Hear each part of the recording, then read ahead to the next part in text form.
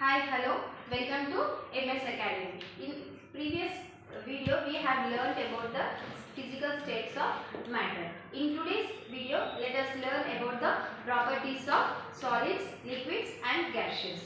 Yes, so coming to the first property, mass. Mass, what do you mean by mass? Mass is nothing but the amount of matter or the amount of the content present in any substance. Okay, solids have a definite mass, liquids have a definite mass, gaseous have a definite mass. And next coming to the structure. Okay, what about the structure? Solids have a definite structure, liquids doesn't have definite structure, gaseous do not have definite structure. And next, shape. What about shape? In the previous video we had learned about the shape. Is or not? Yes, so shape. Solids have a definite shape, liquids have occupy the shape of the container, whereas gaseous they do not have a definite shape.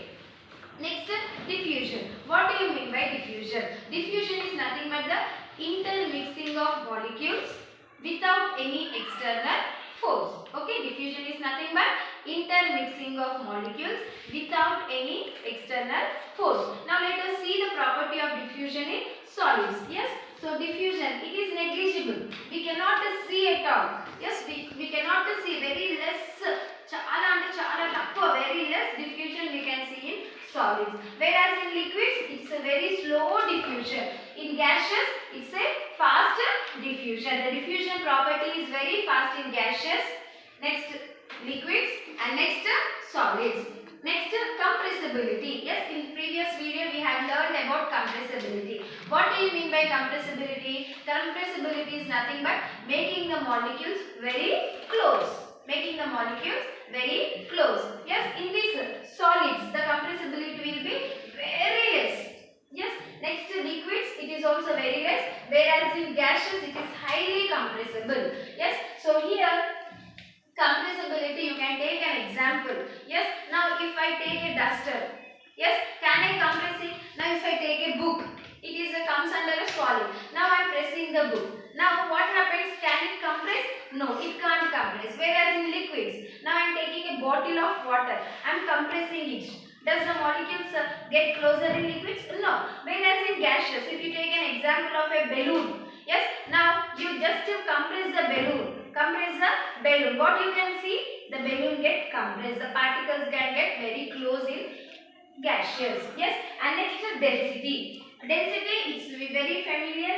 You all know about density. Yes. In solids, the density property is very high. Whereas in liquids, less than solids. Whereas in gaseous, the density is very high. Okay. The density property is very high in gaseous. Next, liquids, and next, solids.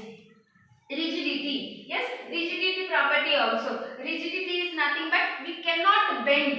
Okay, so they are highly rigid. As we know that the particles of solids are very close. For example, if you take this solids, this liquids, this gaseous. Okay, the particles in solids are very tightly packed. It doesn't have any free space. That is the reason why density and rigidity are high in solids. Next, liquids. We all know that liquids have less free space.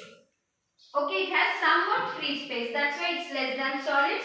They are not at all rigid. Next, coming to the gaseous. Yes, in gaseous you have very free space. The free space will be very high in gaseous. So, they are least density and they are not at all rigid. Yes, this is about the properties of solids, liquids and gaseous.